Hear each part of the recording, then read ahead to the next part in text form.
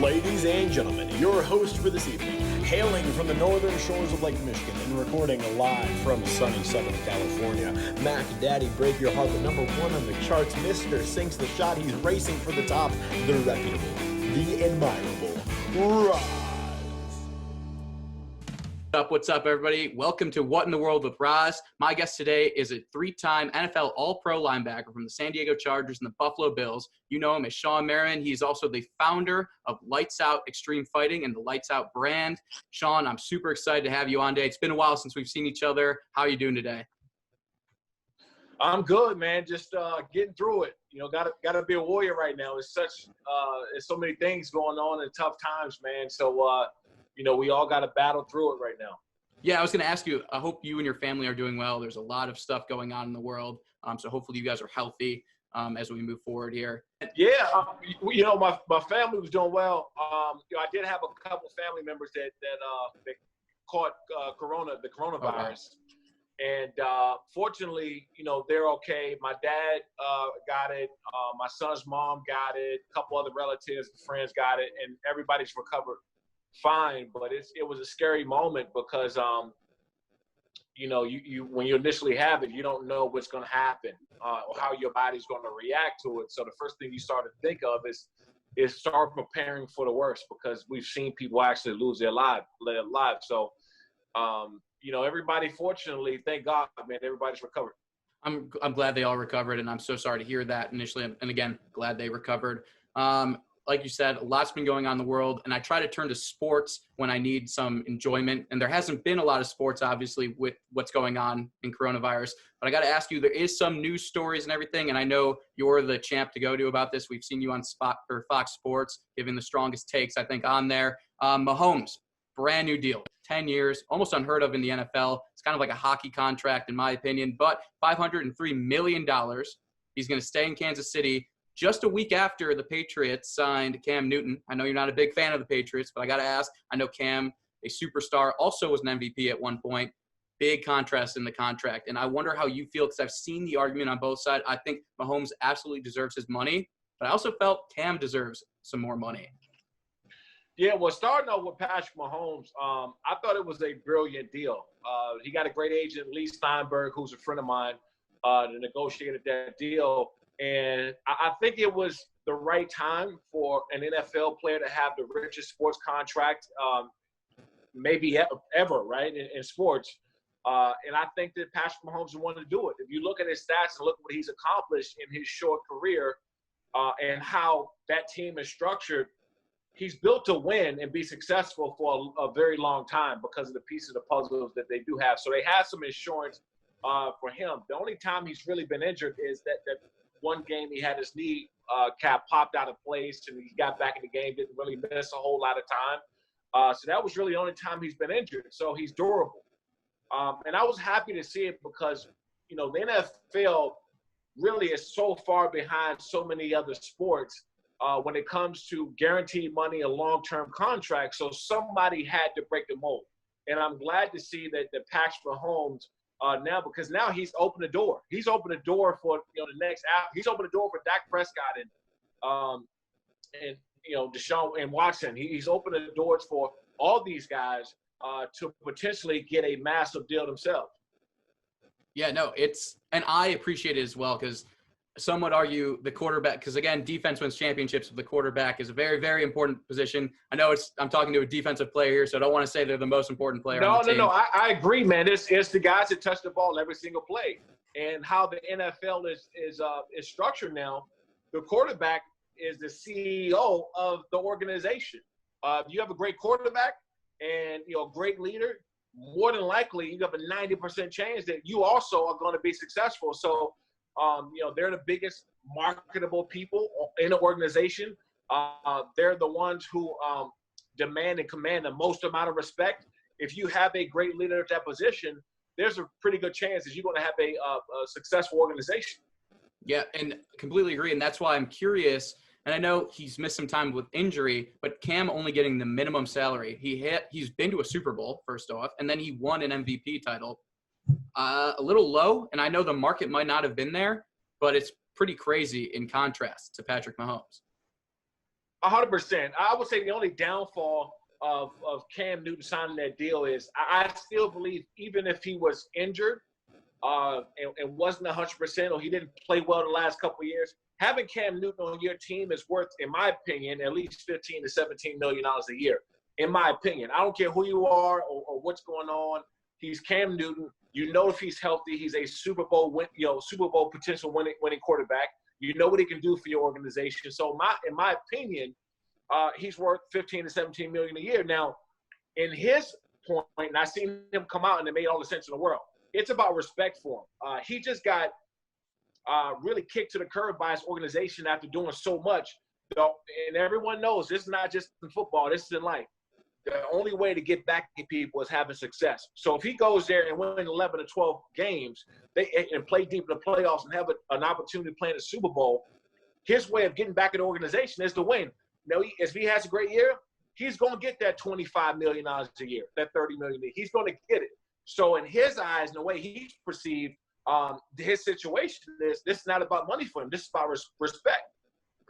And I think he absolutely deserves it. And on the lines of, and I hope to see it, like you said, not so much for the Patriots. I'm a Packers guy, so we didn't really cross paths until the Super Bowl. But I do want to see the season, and I've got to ask you because we know baseball is coming back with 60 games. We got that bubble in Orlando for the NBA, and everything seems full go for the NFL. How do you feel at this point right now? Do you think this is all smoke that we're getting, or do you think this is going to happen? We're going to see all these seasons either finish or complete themselves. Well, let me say one thing. We've had a lot of stuff that's happened, especially with the, with the protesting and the police brutality over the last month and 2 months and everything that has just kind of occurred. And while all those things are great as far as fighting causes and keep up and don't let those things die, we also need sports. We really do, because sports is one thing that always has been the one thing that can bring everybody together. Not just races, but I'm talking about families and friendships and everything. I mean, people get together no matter what your background is to watch sports from everywhere in this world. So I always felt that we need sports back. Obviously, you want to have sports back when people are protected and they're healthy as much as possible. So they got to watch now that COVID is out there and they have to watch what the players do and protect the players and fans whenever fans are allowed to come back into the arenas. But in my opinion, we need sports, and I'm just happy that it's coming back and it's going to kind of ease the tension that we have going on in this country right now. Yeah, and so you think we're going to get to February 6th or 13th, whatever weekend it is, and we're going to have a Super Bowl this year? Yeah, absolutely. I believe that the NFL is going to start on time, and I think they're going to be fine all the way through during the season. You're going to have some people that's going to drop off because I never played a football game with social distancing involved. Right. You got to hit you're on top of the guy. It's just not going to happen. So at some point in time, you're going to have people to get sick. I mean, you just, catch corona. It's just going to happen, and you can't avoid it. But if they put the right protocols in place to get as many people back healthy or protect as many people as possible, then I think it's fine. Then you go for it and at least get as much done or play as much of the season as you possibly can, but just, go for it with some kind of protection.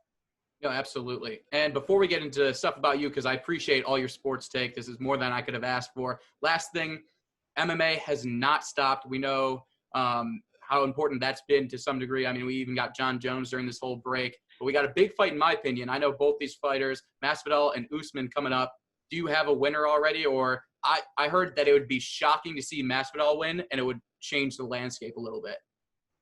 It would. And one thing I like about Masvidal is he's a G, man. He's just a G. I love his attitude. I love the way he approached the sport.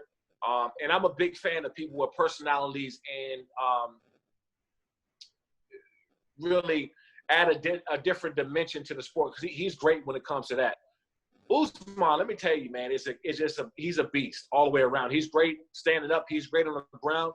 And this guy is just an animal. And I have Usman for the win for this one reason.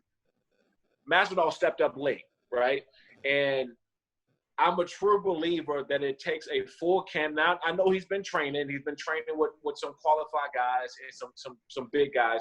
He's been training, but to step up really late and not knowing who you're going to fight right away, it automatically puts you at a disadvantage, especially when you fighting somebody like Usman. Right now, I don't see anybody beating Usman for the next few fights. I really don't. He's too balanced of a fighter. He's great on the ground. He's strong as hell. And he just has a mean streak about him, man, that in a focus level that I don't think can be matched right now. And I love Mastodon, man. I really do. Big fan of his. And I was watching him back then. I remember getting videos of him before he started fighting professionally, when he was fighting on the streets of Miami.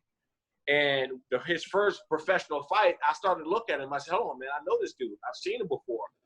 And turns out I've been watching him for years. So big fan of him. But right now, I don't think anybody touching Usman.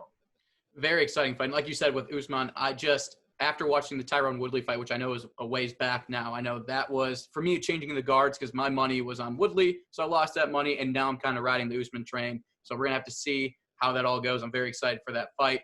But we're going to get back. We're going to get all the stuff we need from you now. We're going to talk about you and Lights Out Extreme Fighting, as well as Lights Out brand and your pro career. Shawne, are you ready to go around the world? Let's do it. Awesome. So you can't go around the world without starting a journey somewhere. Shawne, you're from Washington, D.C. and Maryland area. That's where you grew up. And I've always got to ask you, because I know when you met me, you saw wasted talent, because you knew when you saw me, it's like, Ethan, why weren't you playing pro sports? I mean, I'm 5'10". I should be the next exactly Antonio Gates. What I was thinking, by the way. Right. And I just never had that confidence. I'm curious because I always wish I could know when pro athletes knew they were going pro. And you have so many accolades all the way down when I was looking at it, from obviously the pros, college to high school. When did you kind of have that sense like, hey, I'm not just a kid from Maryland. I'm about to put Maryland on the map and represent in the NFL? It was my junior to senior year in high school. I've always been a big hitter. I've always been a big playmaker, but I didn't necessarily have that size early on to do what I was supposed to do. I played middle linebacker my sophomore year, 6 feet, 170 pounds. I committed to Maryland, verbally committed to the University of Maryland from my sophomore to junior year, and I wasn't even in my full growth yet.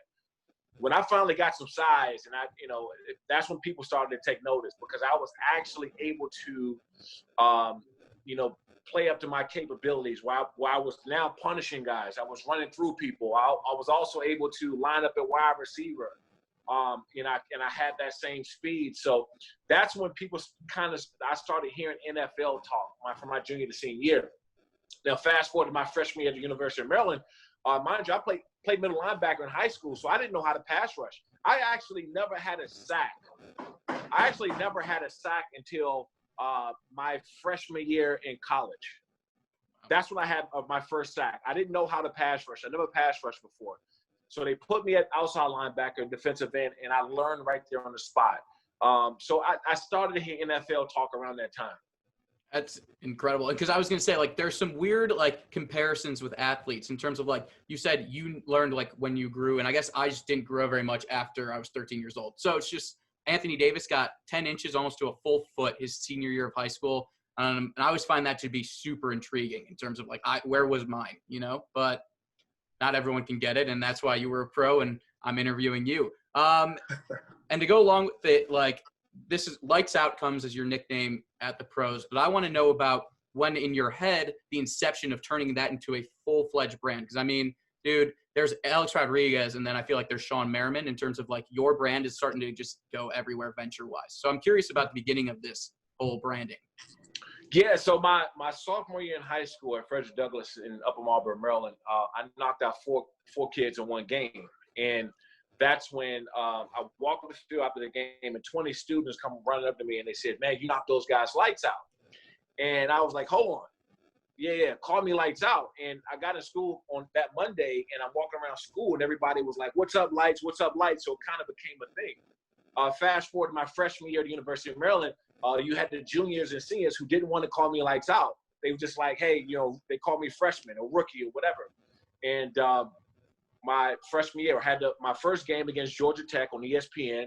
I came and I knocked a wide receiver out, and I got on the sideline, and everybody called me Lights. So it was one of those things that you had to earn, and I would use it all the way through.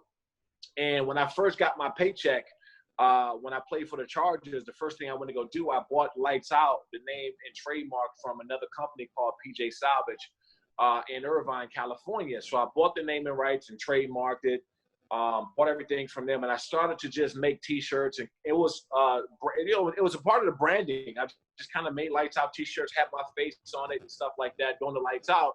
And it kind of spiraled from there because I had a vision, but I didn't know anything about the clothing industry. I didn't know how much to pay for it, how much to do this, or where to find warehousing or factories or printing, nothing.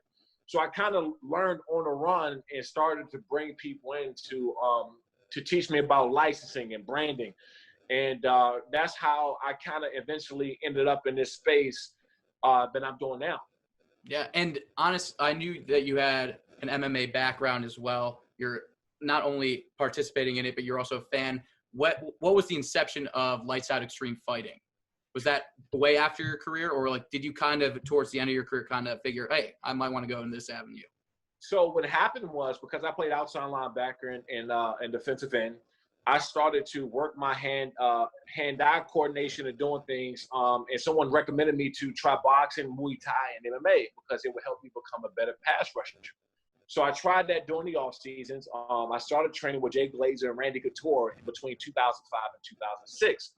I picked up on it really fast, and it helped out. In 2006, I ended up leading the NFL in sacks. So I came back 2007, 2008, and I just started to really, really just fall in love with the sport to the point where I was actually going to fight when I retired at the end of 2012, 2013.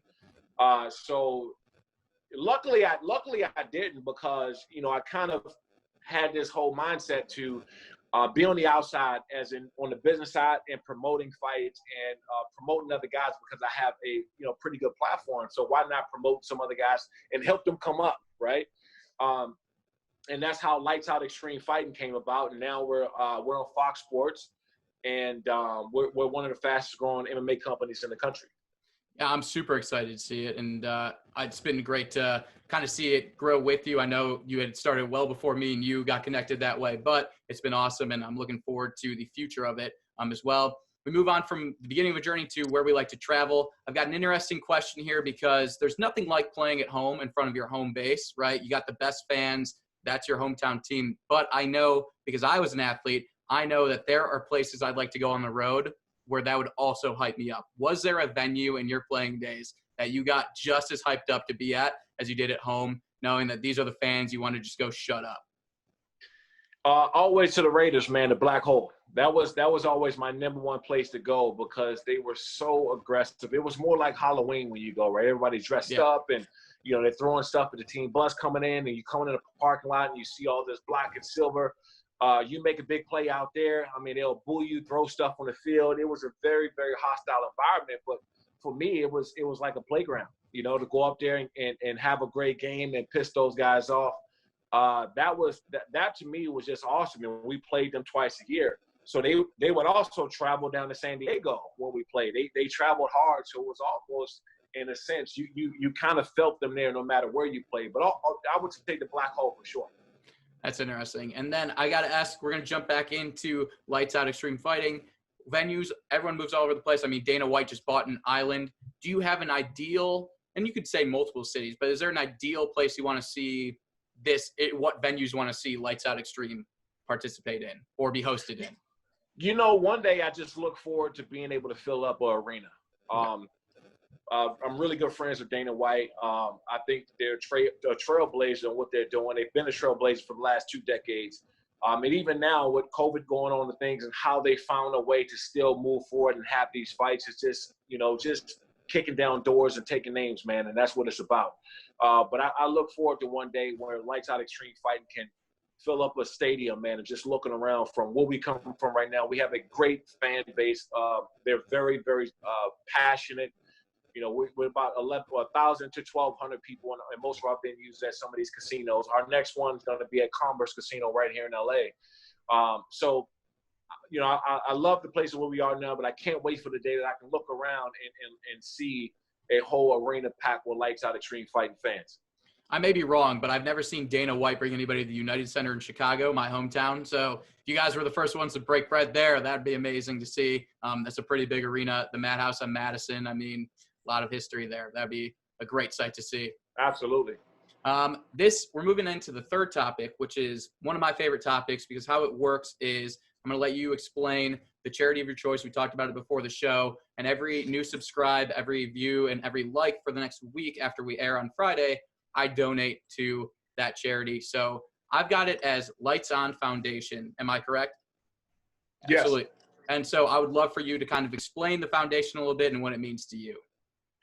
Yeah, so I grew up in Prince George's County, Maryland, and a few different times we were left homeless when I was a kid. And actually 2 fires, we lost our homes and we were forced to live in cars, live in shelters. I've had to go and move for my coach a few times, and we didn't have much. So I always said if I was in a position to help anybody, that I was going to do it. So my sophomore year at the University of Maryland, I created this winter coat drive during the basketball season. And I just thought that we're going to get 100 coats maybe. And I was like, look, man, if it's 100 or 200 people with coats this year, it's going to be great. My first coat drive, we did almost 4,000 coats. And it was a huge hit. And now I just finished up my 18th annual this past winter. And we've collected almost 35,000 coats over the last 18 years. So I just, that makes me feel good. For one, it's my hometown and I grew up there. And then to be able to take these coats that we get for the homeless and these families and kids who need it, we take the last few hundred and we make sure we give them out there personally, and to see their faces, man, it's just, you really can't describe it, because I was one of those kids who needed a coat. We used to double up on sweaters and sweatshirts because we couldn't afford a coat when I was a kid. So this has always been cool to me. So that's what the Lights On Foundation is about. It's amazing, and the amount of give back there. And I've been following it over the last couple of years, and it really is truly amazing for the area of Maryland. And that's why I'm excited to donate to this cause. I think it's very well deserved, and it's a really cool story, and shows the passion you have towards it. So I hate moving on from this topic, because I always feel we go from something very, very important to something less important, which is sports and entertainment, which you're a part of and I'm working in as well. But this question for sports and entertainment, what I'm curious about is the very, very early July Super Bowl predictions. I know that you work for Fox Sports. I know they're going to beg you for it, but I really want it first. I want to know who you got winning the Super Bowl. And let me tell you, I think a team in northern Wisconsin might have it. Well, look, I know you're a Packers fan, so you want me to talk on that. But and I love Aaron Rodgers, man. That's one of my favorite players. I used to love playing against him, but I love watching him now. And I would say that they could have a possibility, but I just don't see it. You know, when you go out and draft a quarterback, and you let him know that he's probably not going to be there, and he's not going to be there over the next few years, and you're grooming someone else, that doesn't give a starting quarterback motivation to go out and do the most for your team. It just doesn't. And especially when you have an opportunity to go out and draft a wide receiver or a big tight end or something, and another big playmaker or give you a target. So I don't see that happening, as great as Aaron Rodgers is. You know, coming out of NFC, you always have to give Drew Brees a shot. You always have to give Russell Wilson a shot, because they're so consistent. So out of the NFC, I think one of those two guys will go. I think that you always want, on the AFC side, you always get a Patriots a shot, depending on how fast Cam Newton can come along. You know, every year they counted out. Every year they ended up at 12-4, and somehow that's a bad season for them.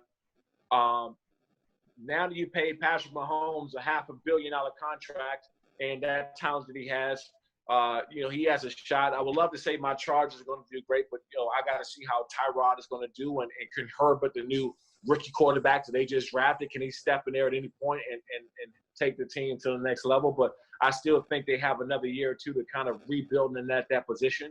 So you know, on the AFC side, man, you got the Patriots in Kansas City, and hopefully my Chargers get squeezed in there somehow.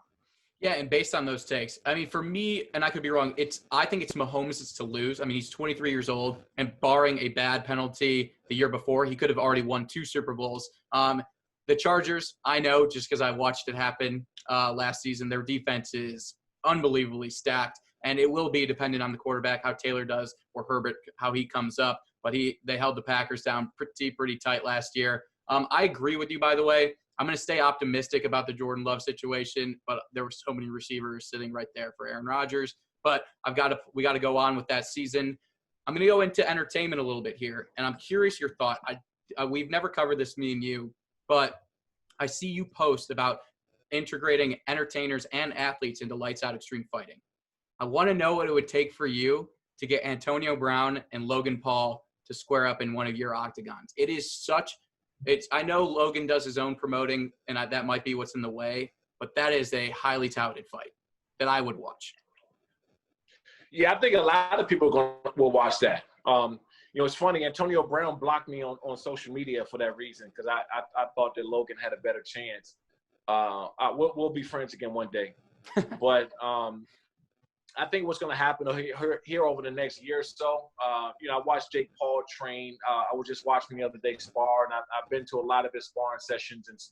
And what he's doing right now, being kind of one of those social media YouTube stars and crossing over and taking the sport seriously, I think what's going to happen here over the next year or two, you're going to have a lot of entertainment or former athletes to cross over into the world of fighting, whether it's boxing or MMA. It's going to happen because the money and the star power and the potential to do pay-per-views, as you just said, you will watch Antonio Brown, Logan Paul. I don't care who you are. You will watch that. And that is a multi-million-dollar fight for both of them. So why wouldn't they? If people want to see it, you give the people what they want to see. It's very possible that can still happen. Depends on how fast or how soon Antonio Brown, if he gets picked back up by another team, which he should. Right, and I think is the underlying issue is like AB could go and play somewhere, which would then nullify that completely. But like you said, millions and millions of dollars, in my opinion. And with your connections, I've always been holding out hope that you would be the one who really got this to go together. I've been trying. Trust me, I've been trying. And like you said, though, the Paul brothers, I love the rebrand by Logan and all that stuff, but they are taking it seriously. They are becoming fighters, and I would love it. Like I said, I would watch it 10 out of 10 times. But like you said, hopefully it comes up in the near future. Moving on to our fifth topic here, which is food. And everyone loves food. It's a very happy topic here. And I joke on the show all the time. I was the worst eater before competitions when I was growing up. But I got to ask you, pregame meal, what was it? And was it ever different in the playoffs? Would you either cut back on it or up the ante when it came time for the playoffs? Depends. If we had an early game, I would eat pretty light.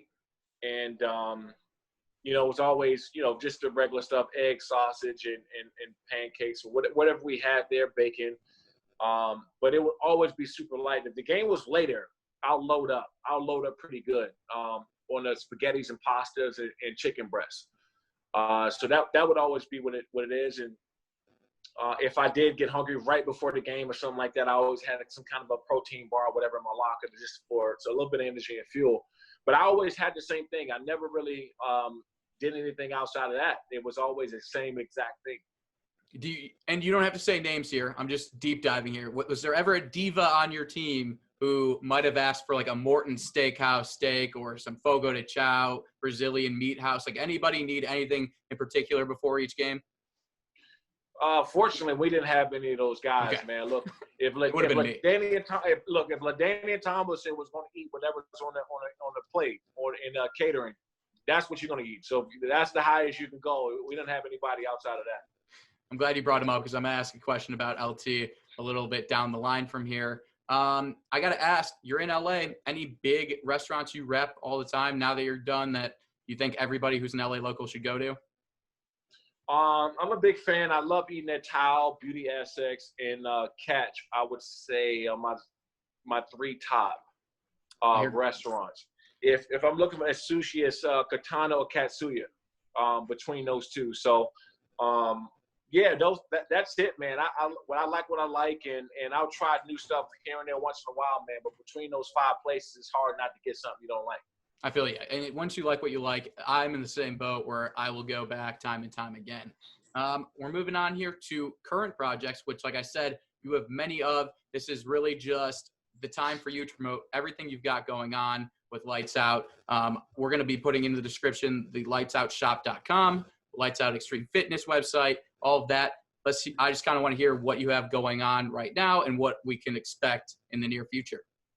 Yeah, well, we're still trying to get the fights back on track and maybe even find a way to have it without fans and do a pay-per-view and still have something, cheaper pay-per-view, $5 or $10, not the big one that some of the other guys have for $50 or $60, but just provide something for people to watch during their entertainment, just to have something there. So that's one. But two is shoplightsout.com, my new fitness equipment website. The reason why I made that, it was perfect timing because it took about 6 months for me to put it together. And it was perfect timing because of COVID. A lot of people working out at home, not being able to get to a gym. So, I sell every last thing on that. I think we have about 600 products from Everlast and Bandage, RDX, ankle weights is one of our biggest sellers right now. So it's great, man. Before I work an hour and a half, 5 to 6 days a week, and it's a lot of people go and meditate and do all sorts of stuff, which I think is great, but it's not for me. I go get me an hour and a half in the gym. I walk out of there feeling great. I use all the products on there with shoplightsout.com. People can check it out. But we have almost anything you can think of on there. The site is growing. We get a few thousand people on there a day, so that just shows that the traffic is there and people love the product. I might be fishing here, but is there any top secret lights out venture that you're getting ready to start up or already prepared to launch, or is there anything too top secret you can't let out right now? No, I can tell you, Lights Out Extreme Radio and podcasts and stuff is coming. Because I just felt that, Fox is great to work at. It's great to have those opportunities. And I do a bunch of other media outlets and podcasts and stuff. I love hopping on, like we're doing now. I love hopping on other people's stuff and let them kind of drill me with questions. But I also have certain opinions and things that I want to get out that I can direct on somebody else's platform.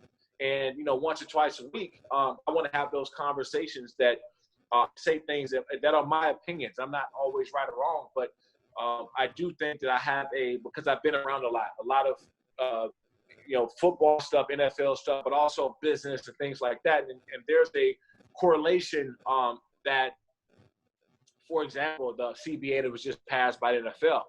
Look, I've been a player, so I can speak from a player's point and how this helps. Now being in a situation, owning Lights Out Extreme Fighting and some of the other things I'm into, I'm also an owner.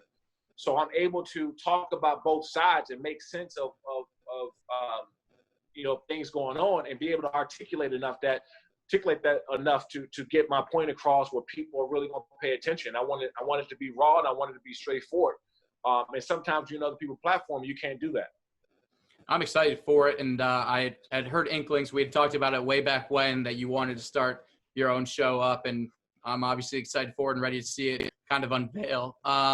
Lastly, before we head to our last segment, I've got the miscellaneous question. I want to know, you had 45.5 sacks in your career. You've sacked some of the best, if not the best. I will remind you, in 2007, you sacked Tom Brady twice in the same game. And some could argue he is the best quarterback of all time. Is there a current, past, or future player you wish you could have sacked? And if so, who was it? I think my Packers got away from you completely clean. I don't think you hit Farber or Rodgers, at least in the backfield. Yeah. But I'm curious. No, it was always Tom Brady, man. I feel complete. There's enough hate going around for me to hate the Patriots forever. So if anybody talk about, just who I would like to sack, who I like sacking the most, it was always Tom because, he's a great player. Obviously, I have much hate for the Patriots and always will. And but I always had to raise my game up a level because that's what Brady does. He makes you take your game to another level. And I was always taught that if you want to be considered one of the best or the best at what you do, go and get the best. And he was the best. So that made me happy that my 10-year-old son is a huge Tom Brady fan. He loves Tom. And I hate it, but I was gonna say it's all over the news. You got him a Tom Brady jersey, so pathetic. It was such a bad moment for me. But anyway, I did. But yeah, it was just great because he was one of he was the best to do it, and I got him enough times. Okay, so might force your hand. You don't have to answer it if you don't want, but I'm just gonna put them out there: Deshaun Watson, Lamar Jackson, Patrick Mahomes. Which one do you wish you could sack? Patrick. Because I feel like I can probably get to him more. I've seen what Lamar Jackson is doing to catch right now, and I just don't want no part of that, especially in the open field. But yeah, Patrick, man, it will go back the same as how I perceive him, right, as a great quarterback. No, and they're great quarterback. I mean, Lamar is on this way to being in that great category if he have another season or two, like he just did. But I think Patrick Mahomes, as far as a complete all-around quarterback, you could put him in any system. You don't have to change anything. You let him go back and play. He has to be in a category kind of by himself. Yeah, I feel that. And I figured that was going to be your answer. I thought Lamar Jackson would be interesting. Maybe you want the challenge of the speed. I mean, we did see a jet ski take him down. I don't want no smoke with that at all. Trust me.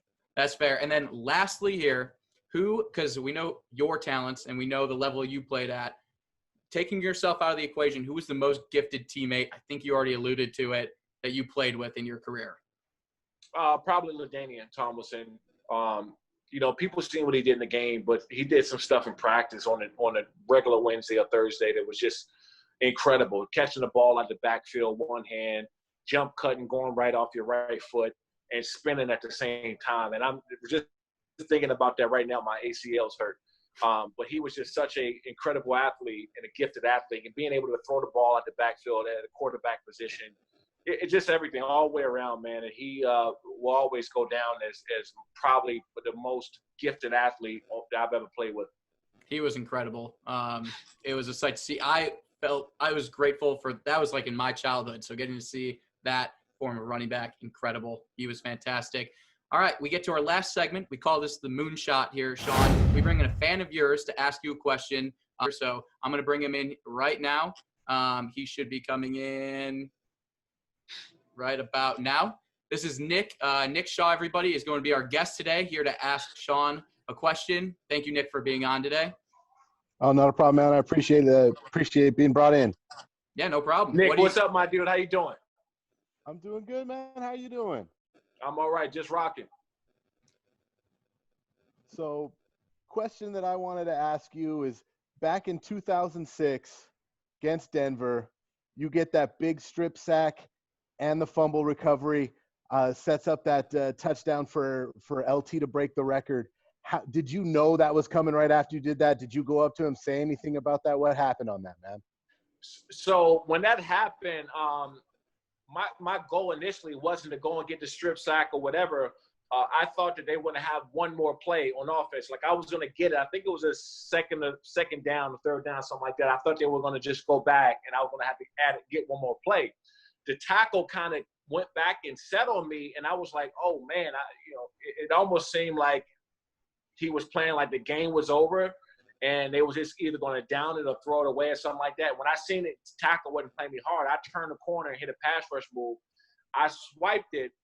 When I got up, because I did the Pro Bowl dance and did the lights out dance, I ran to the sideline, and I already heard the crowd chanting LT, and that's when it clicked in that, oh, shit, LT's about to break the record. And that's when it happened. I was like, man, he's about to break the record. But it was on my way to the sideline when they started to chant LT that I knew it was about to happen. I still tell people now that was probably one of the greatest moments of my career, because without that, I don't think he goes and break the record in that game.